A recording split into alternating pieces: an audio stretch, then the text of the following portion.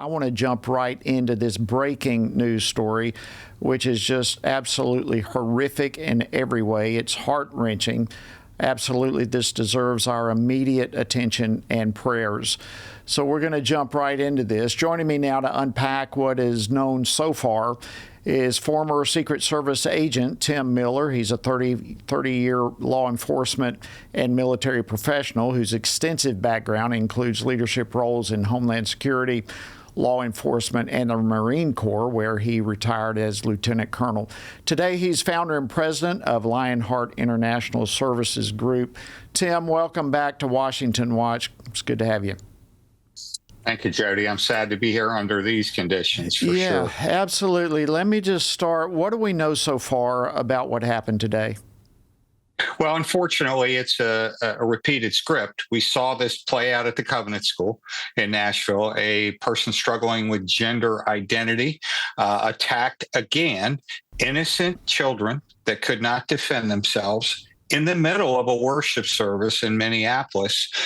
School had only just started. The kids were excited. You can imagine the euphoria being back in school. And unfortunately, terror came to that place. And the person that came, I'm not even going to mention his name, had projected a lot of information regarding his intentions on social media, wrote a manifesto, highlighted a bunch of previous sick individuals who have done shootings in the past. And Jody, unfortunately, the Catholic Church that was hosting this did not have security.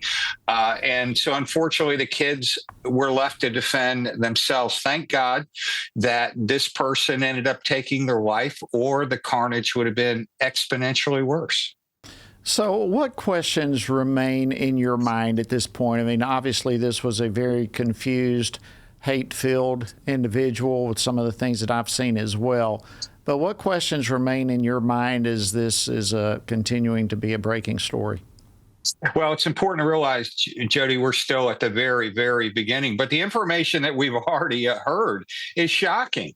I mean, he was clearly demonic and had satanic focuses. He had been affiliated with that school. And that's an important point. Same thing in Covenant School in Nashville, affiliated before, but there was this ongoing hatred directed back against the Christian community. And in this case, I think the chief of police summarized it accurately when he called this person a coward.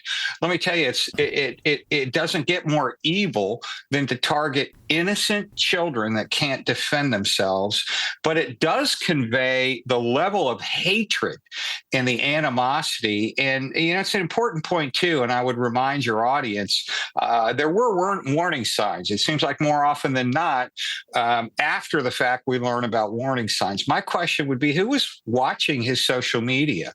Who was monitoring this person's life and able to say, whoa, time out. We've got to leave the culture of I don't want to get involved behind and embrace the culture of if I see things that suggest mental illness, which I do believe that was a factor in this. I think the chemicals and the process of transition affects stuff. And I think to everyone, I would say, when you begin to see those indications and warnings, do something about it. Let the police know. Let someone that's... All right, last question here real quickly. I know the mayor actually stated that it could have been much worse, and he commended the faculty for the school. And so we're grateful for that. But what happens next after a shooting like this, real quickly? Yeah, so there's going to be an awful lot of forensic review. Obviously, unfortunately, every child that was shot, they're going to be occupying the space. They're going to be doing what they do in terms of matching, marking shell casings and going through. These are all homicide investigations for the children that died.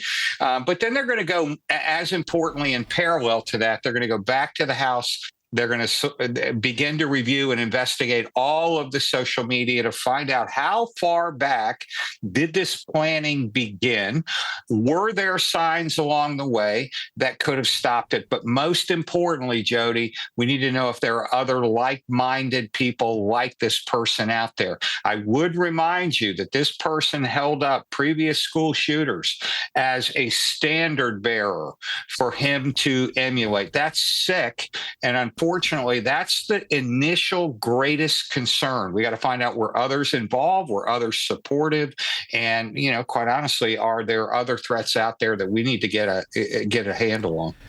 Thank you so much, Lieutenant Colonel Tim Miller, Lionheart International Services Group. And we appreciate your input on this developing and horrifying development. Thank you for joining us.